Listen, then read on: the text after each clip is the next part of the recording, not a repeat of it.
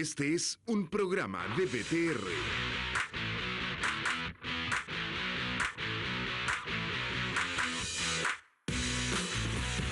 Estamos en tu ciudad. Miramos tu realidad. Panorama 15. La voz de las regiones.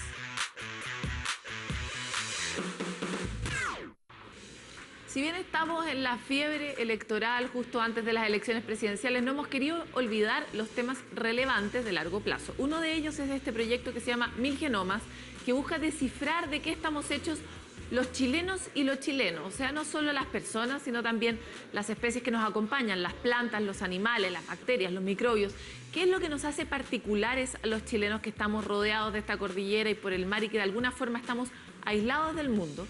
Es una de las preguntas que obsesiona a la gente que desarrolla este proyecto con el fin de que podamos desarrollar medicina a medida de nosotros, de nuestras necesidades, que nos permitan protegernos mejor, pero también desarrollarnos mejor.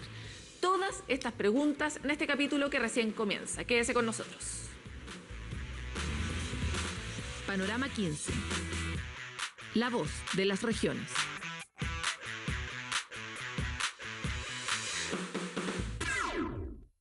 Luego de descubrirse la contaminación que afecta al lago Yanquihue, se empezó a estudiar la bahía de Puerto Montt para realizar una investigación que arrojó que hay casi 150 conexiones ilegales al alcantarillado central en las que desechos se mezclan con las aguas lluvia. Marcelo Vera con más. Tras hacerse públicas las denuncias de descargas de aguas servidas en el lago Yanquihue, otras comunas de la región de los lagos manifestaron su interés por conocer el estatus ambiental del borde costero en sus territorios. Así fue como en Puerto Montt, el municipio local, la Armada, la empresa privada y varios servicios públicos decidieron fiscalizar la situación de la bahía de la capital regional de los lagos. Y el resultado dejó espacio para la preocupación. Así que por lo tanto yo diría que vamos avanzando poco a poco. No catastro, sabemos que hay 147, por ejemplo, conexiones, emisarios, ¿cierto? Emisarios que tenemos que evaluar bien de quiénes son, cómo están, ¿no? Claramente hay irregularidades seguramente. O sea, nos vamos a encontrar con muchas cosas. Y es que se denomina emisarios a las descargas que llegan hasta el mar sin ningún tipo de tratamiento y cuyo origen es desconocido. En ese sentido, llama la atención este ducto, ubicado junto al Mall Paseo Costanera de Puerto Montt, pero sobre el que no existe certeza de su situación administrativa. Donde también hemos tenido algunas denuncias correspondientes. Esos antecedentes técnicos los vamos a ingresar a la mesa técnica para ver cuáles van a ser los pasos a seguir con respecto a algunos ductos que no están autorizados. Sabemos que las competencias no son fáciles de poder ingresar a algún edificio, por ejemplo, que no tenga resolución de calificación ambiental o que no tenga un permiso correspondiente. Esos temas también los estamos revisando en la mesa y esperamos ver cuáles van a ser los pasos a seguir. Y si bien recién se está comenzando el trabajo para determinar el estado de la bahía de Puerto Montt, ya existen algunas conclusiones preliminares. Una de ellas es la necesidad de encontrar una solución para 82 familias que viven a escasos minutos del centro de la ciudad, pero aún así no cuentan con red de alcantarillado. Las otras apuntan a reforzar la red sanitaria y el plan maestro de aguas lluvias y así evitar el colapso del sistema. Lo que pasa es que cuando hay una obstrucción, los ductos no llevan todo el agua que debieran llevar, hacen, por la falta de porteo que tienen estos tubos hacia el sistema de recolección, suben los niveles y se activa la validad de tormenta, que es lo que debería ocurrir cuando ocurre una lluvia de una mediana intensidad. Principalmente el sector céntrico, donde existe solamente un ducto, digamos, que junta las aguas servidas con las aguas lluvia, y ese tema obviamente permite colapsar el sistema en algunos sectores, en algunos puntos de la ciudad, y obviamente se refleja eso en la contaminación del mar. La situación del borde costero en Puerto Montt no ha pasado desapercibida para la población local, que ha manifestado su preocupación. Bueno, lamentablemente acá tiene mucha culpa el gobierno, ya que debe fiscalizar más. Hemos sido expectantes, hemos visto la costanera, hemos visto la bahía, hemos visto cómo se ha reclamado por diferentes medios y creo que el gobierno ha sido oído sordo. Deberíamos hacer algo, pero nosotros también. No usar tanta bolsa, no tirar papeles. Sin embargo, hasta ahora todavía existen dudas sobre la jurisdicción que puede ejercer cada servicio público sobre el borde costero marítimo. Una vez respondidas, se espera que se pueda avanzar rápidamente en la resolución del problema. Marcelo Vera, Panorama 15. La construcción de un nuevo acceso a Iquique se ha judicializado luego de que un grupo de deportistas interpusieran un recurso de protección, pues se estaría dañando la arena del Cerro Dragón. Por el momento la obra está parcialmente detenida mientras se investiga si va a afectar o no esta zona patrimonial. Arturo Arévalo con la información. Este video se viralizó rápidamente en las redes sociales, donde maquinaria pesada de la empresa encargada de la construcción del segundo acceso a Alto Hospicio retira gran cantidad de arena del Cerro Dragón, declarado Santuario de la Naturaleza. Una intervención ilegal del santuario que se está investigando en este momento, está en manos de la justicia, está en un proceso legal y esperemos que dé buenos resultados y se consigan sanciones efectivas contra las empresas responsables de esto. Y también reparación de los daños, obviamente. El polígono de protección del Cerro Dragón está compuesto por 31 vértices en una superficie de 303 hectáreas. Independiente de que el MOP en este caso pueda acreditar que la intervención está dentro o fuera de este polígono o rozando este polígono, el movimiento de arenas que se ha visto hasta la fecha, que hoy día está detenido, sí afecta indudablemente a las arenas del Cerro Dragón. La reacción fue inmediata después de conocer esta realidad en el lugar. Así, el concejal Matías Ramírez presentó un recurso de protección contra la empresa Fernández Vial y la Seremi de Obras Públicas. La ley es bastante clara y exige en este sentido se ingrese un estudio o una declaración de impacto ambiental donde distintos organismos puedan autorizar en este caso la intervención o en este caso también la ciudadanía pueda dar su opinión al respecto. Durante la semana tratamos de conversar con el Seremi de Obras Públicas para conocer detalles sobre la extracción de material en el sector, pero no fue posible. Y es la comunidad que opina sobre este delicado caso donde el Cerro Dragón una vez más se ve afectado. Y si están extrayendo la tierra, moviendo ahí, está mal hecho porque prácticamente está prohibido. Muy mal porque sucede que años, desde niños a nosotros lo exigieron que teníamos que cuidarlo y que ahora se está destruyendo después de cuántos años. Es algo que no se puede creer. Yo lo lamento por la empresa porque es plata invertida, pero también estamos cuidados de lo que es nuestro. Para el director del Instituto de Estudios del Patrimonio de la Universidad Arturo Prat, a este daño se le suma otro de larga data y no menos importante. Quedan muy pocas partes donde uno puede visualizar el cerro como tal.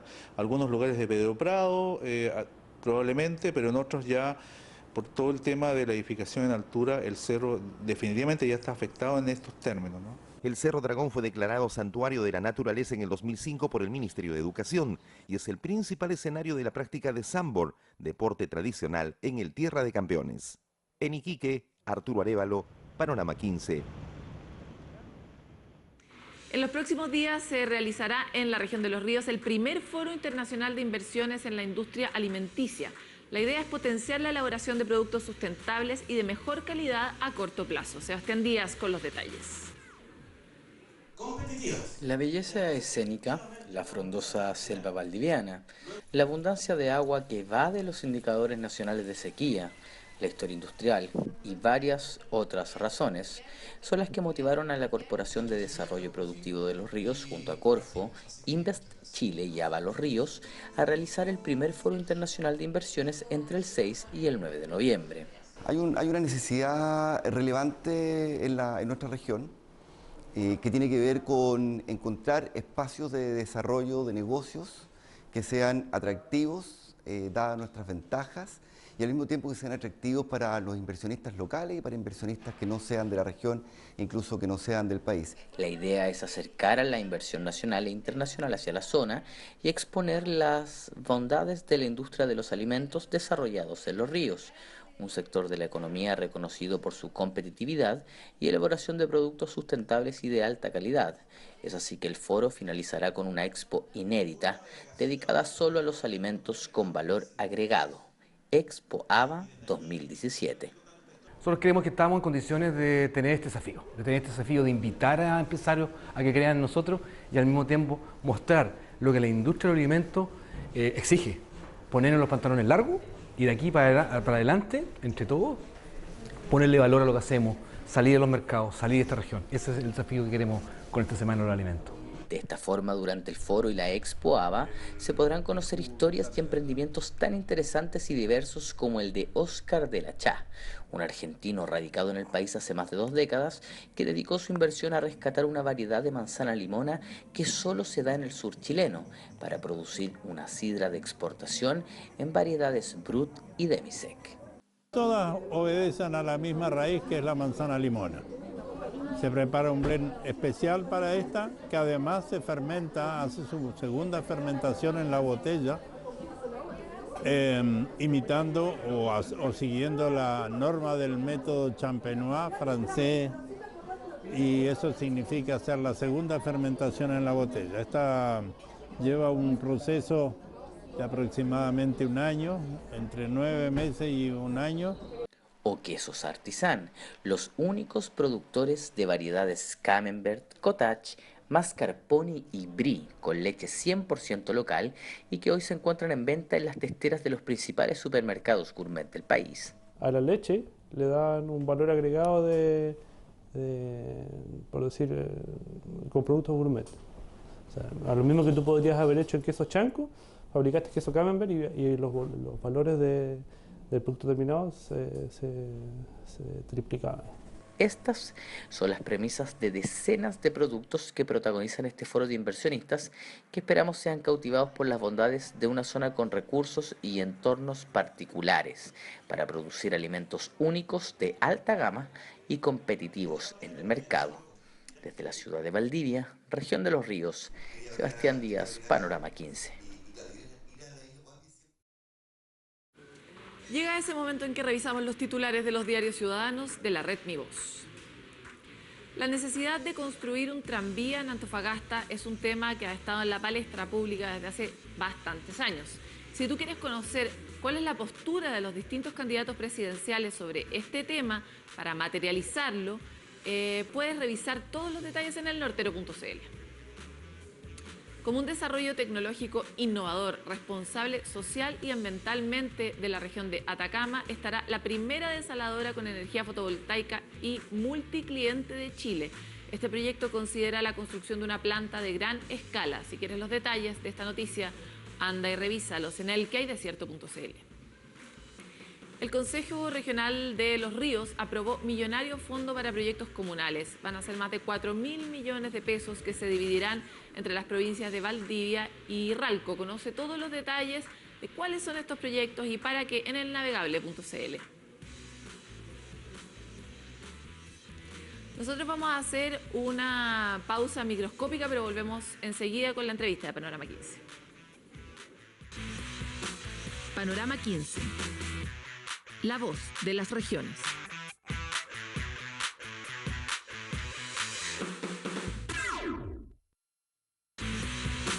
Panorama 15.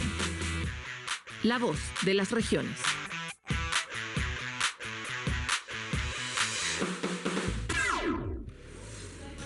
¿Cómo están? Estamos contentos porque hablamos de estos temas que nos interesan mucho, pero que se entienden poco y que tienen poco lugar en la prensa también. Hoy vamos a conversar con Cristian González, él es director de Gero y es uno de los participantes de un proyecto que se llama 1000 Genomas, que busca descifrar más o menos de qué estamos hechos los chilenos y los chilenos. No son solo las personas, sino también las plantas, los ecosistemas, etc.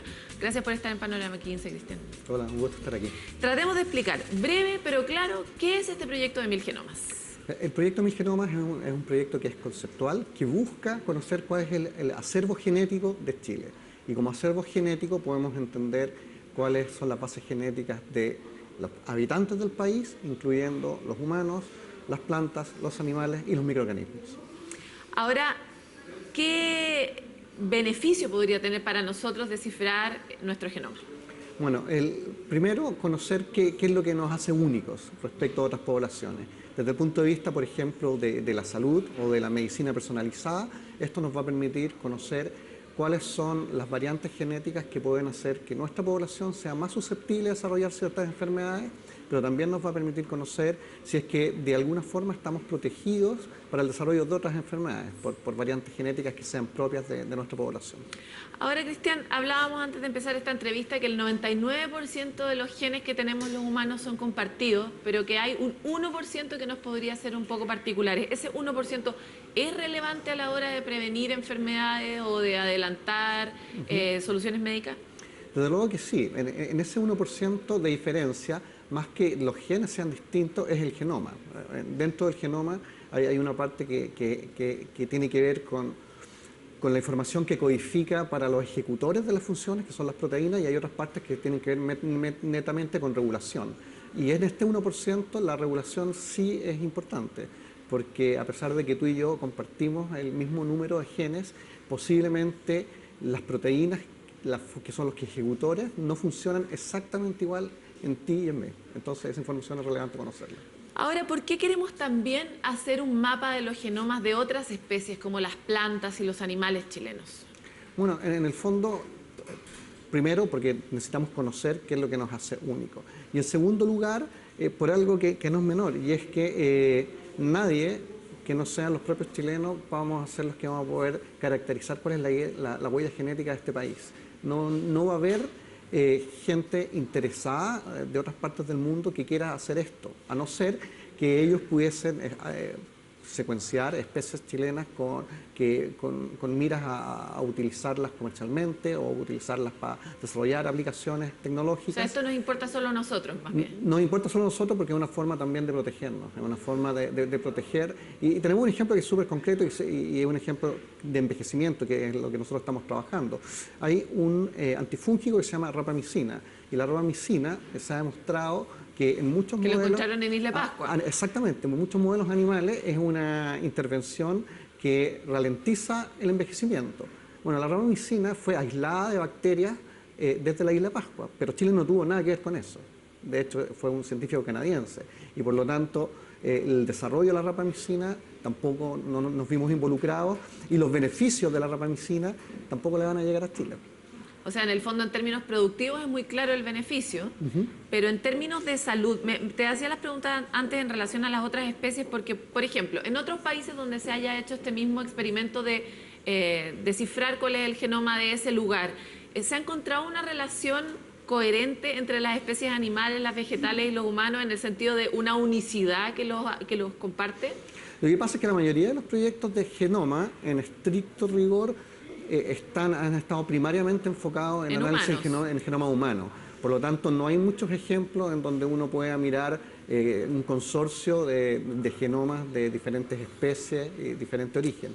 Por lo tanto, yo te diría que no hay evidencia a la que podamos apelar. ¿Y qué hipótesis hay entonces? Bueno, la hipótesis que tenemos nosotros es que mira, cuando uno viene llegando a Chile y viene en el avión, a todos nos pasan un video siempre que dice que no hay que traer frutas, que no hay que traer animales, no hay que traer plantas, entre otras cosas porque Chile tiene barreras naturales y tenemos barreras naturales, está en la cordillera y el mar por el otro lado, y eso hace que la vida en este pedazo de tierra pueda ser bastante distinta del resto de Sudamérica. Hemos tenido históricamente no una inmigración muy grande, comparado con todos los otros países y sospechamos de que eso hace que el sello genético, la marca genética chilena puede ser bastante única. Cristian, se me abren 1500 preguntas, pero voy a hacerlas concretas. ¿Tenemos la capacidad de hacernos cargo de un proyecto de este tipo? Porque 1000 genomas son muchos miles de datos, miles de millones de datos probablemente. ¿Tenemos la capacidad de hacernos cargo de procesar esos datos aquí en Chile? Indudable, tenemos la capacidad y de hecho uno de los miembros de este consorcio es el Centro de Modelamiento Matemático y en el Centro de Modelamiento Matemático desde hace un tiempo largo, más de una década, tomaron la decisión de desarrollar la interfase que existe entre la matemática y la biología y por lo tanto ahí están las capacidades. Es muy interesante porque hay ingenieros que ya saben de biología y eso es bien motivante para los biólogos, sentarnos en una mesa con un ingeniero, plantear ideas y retroalimentarnos respectivamente respecto de qué es lo que queremos hacer, qué es lo que queremos desarrollar. Por lo tanto, las capacidades existen. En términos específicos, hay una especialidad que se dedica a esto, que le hablábamos antes, que son los bioinformáticos. ¿Tenemos en Chile suficientes bioinformáticos o podemos pasar el dato para que la gente estudie eso? Yo creo que hay harta gente interesada en bioinformática, hay mucha gente en los grupos de ingeniería matemática que está acercándose a la biología. En eso ha sido muy exitoso la gente del CMM y indudablemente necesitamos más. Por supuesto que siempre necesitamos gente que aumente la masa crítica, porque cuando aumenta mucho la masa crítica es cuando además emergen ideas nuevas. Cristian, quería volver sobre esta idea de lo multidisciplinario. Comentábamos antes que la mayoría de los proyectos de estos que se han desarrollado en el mundo están enfocados principalmente en humanos. Sin embargo, la ciencia y el planeta está llegando a esta conclusión de que ya no se puede mirar solo lo humano, porque lo humano está metido en otra cosa más grande. ¿Cómo ustedes tomaron esta decisión y qué visión hay detrás o qué oportunidades podrían surgir? Bueno, esta decisión viene motivada porque otro de los miembros del consorcio, que es el Centro de Regulación del Genoma, ellos, el principal foco de ellos es un estudio de algo que es súper básico, que es simplemente qué es lo que hace que un gen se exprese más o menos. Y eso, que es un problema eminentemente básico, tiene distintas lecturas, porque el saber cómo se controla la expresión de los genes efectivamente es lo que explica por qué hay organismos que pueden vivir en condiciones de alta salinidad, por qué hay organismos que pueden vivir en condiciones de sequía, por qué hay organismos que pueden vivir en ambientes tremendamente nutritivos, mientras que otros viven en ambientes más carentes de nutrientes. Entonces, cuando tú empiezas a pensar a partir de algo que es muy básico, como la regulación de un gen, y ves que esto se expresa de tan distintas formas, hace sentido y se genera inmediatamente la pregunta. Entonces, ¿cómo se relacionará esto con las especies que tenemos a lo largo de Chile? Pues tenemos especies que son muy distintas desde el norte hacia el sur de Chile en términos de las condiciones climáticas y biofísicas que ellas están sintiendo permanentemente. ¿Qué efecto podría tener esto en nuestra mirada sobre el ecosistema? Y no me refiero solo a lo ambiental, sino a la relación que tenemos los humanos con las otras cosas. ¿Qué efectos podrían tener estos resultados? Bueno, en un principio estos resultados van a descifrar los genomas, que es una parte de la ecuación. Yo entiendo que tu pregunta va orientada a, una vez que conocemos todas las piezas del puzzle, si podemos pensar de forma global, con un metaanálisis, cómo funciona el puzzle, ¿no es cierto? Y la idea es que sí, hay gente que se está desarrollando en el país, que está interesada en estos temas, que es una especie de genética, ecología microbiana, más o menos, porque esto generalmente se hace, al menos en Chile, al nivel de microorganismos, y efectivamente es una dimensión mayor de complejidad, pero hacia allá vamos. Pero podríamos llegar a la idea de que tenemos que conservar las cianobacterias, por supuesto, ejemplo, en el fondo así de concreto. Indudablemente, o sea, en el fondo, la primera pata es conocer quiénes son los que están viviendo ahí. Voy a aclarar que las cianobacterias son bacterias que producen oxígeno. Es algo bien particular, ¿verdad? Claro, y una vez que conocemos a todos los que están viviendo en un sistema y conocemos su genética, el segundo paso es ver la interrelación de este sistema, qué características emergen de ella. Cristian, ahora vamos a pasar la alcancía, ¿verdad? La ciencia en Chile tiene muchos desafíos y tiene, en términos de financiamiento, enormes precariedades. ¿Este proyecto está financiado? ¿Se puede financiar? ¿Cómo? ¿Quién debiera financiarlo? Este proyecto es un concepto que estamos empujando los 4 centros que estamos detrás de él. Por lo tanto, una financiación asignada para esta materia, que es la secuenciación de los 1000 genomas, al día de hoy no existe, porque ninguno de los 4 centros tiene como objetivo secuenciar 1000 genomas. Esto es una idea que se ha ido desarrollando al ver las capacidades conjuntas de cada uno de estos 4 centros. Por lo tanto, nosotros generamos la interfase, tenemos una página web, estamos tratando de sensibilizar a las autoridades respecto de la pertinencia y la necesidad de que el país tome la decisión de apoyar una iniciativa de este tipo. Nosotros creemos que en estos 4 centros están las capacidades para empujarla y para liderarla, y por lo tanto es parte del trabajo que estamos haciendo, tratar de buscar los recursos para poder construir esta gran base de datos, porque es importante mencionar que toda la información que nosotros colectemos a partir de la secuenciación de estas 1000 especies va a estar en una base de datos pública, abierta, disponible. Cualquier chileno va a poder acceder a esa base de datos y por lo tanto... es inteligencia para todos. Es inteligencia para todos, por supuesto. Ahora, la invitación concreta sería a financiar esto a través del Estado. La invitación concreta sería a través del Estado, porque es el mecanismo que más conocemos. En este país, desafortunadamente, la filantropía no existe. Pero esta es una buena oportunidad para iniciarla. Esta sería una oportunidad fantástica para que la gente que tiene los medios y que puede hacerlo, lo apoye. De hecho, es una discusión permanente el bajo presupuesto que hay para ciencia. Cuando nos comparamos con países desarrollados, los países desarrollados tienen presupuesto de ciencia y tecnología que son hasta 10 veces más grandes que el chileno, pero en esta 10 veces más, no solo el Estado el que coloca dinero, también en el resto de los países la filantropía existe y es algo que tenemos que impulsar. Cristian González, muchas gracias por estar con nosotros en Panorama 15. Gracias a ti. Hasta aquí llegamos. Filántropo que está ahí del otro lado de la pantalla, que tiene una gran oportunidad para hacerse famoso, regalándole a Chile una mirada sobre nuestros propios genes y grandes oportunidades para el desarrollo científico, pero también para la prevención del país, para prepararnos a un escenario tan cambiante como el que estamos en el marco del cambio climático y todas las otras cosas que usted está viendo todos los días en las noticias. Así que lo dejamos aquí invitado a que participe de este proyecto y nos vemos nosotros otra vez en Panorama 15. VTR presentó